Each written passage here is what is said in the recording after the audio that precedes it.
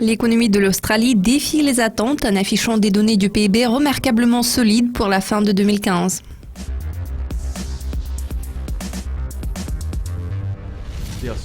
Contre toute attente, l'économie australienne a fait preuve de solidité face à la fin du boom minier car les chiffres officiels ont montré un taux de croissance annuel de 3% en 2015.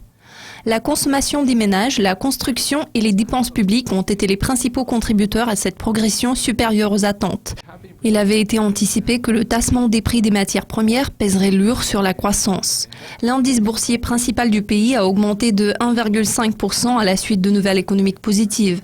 David Garris, chef économiste de la National Australia Bank, a déclaré « Étant donné le fait que l'Australie traverse la pire crise minière de notre génération, c'est plutôt un bon résultat. » Ces données se sont révélées être une excellente nouvelle pour le gouvernement de Turnbull à l'approche d'une élection fédérale.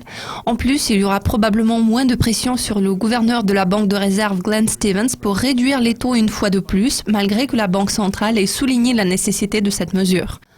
La Banque de réserve d'Australie a laissé ses taux inchangés depuis mai. Au début de la semaine, les décideurs ont maintenu le taux à 2% pour le 10e mois consécutif, citant des perspectives de croissance raisonnables. Glenn Stevens a souligné l'importance de surveiller l'inflation de près, car son taux oscille actuellement autour de 1,7%. Selon Gareth Aird, économiste de marché de la Commonwealth Bank, au cours des 2 dernières années, le paysage économique de l'Australie a été défini par une croissance économique décente combinée avec une faible progression des revenus. Cela reflète un fort déclin des prix des matières premières qui exerce une pression à la baisse sur les salaires, les bénéfices des entreprises et la croissance des recettes publiques. Voilà donc la raison pour laquelle l'économie est en pire posture que les chiffres du PIB ne le suggèrent.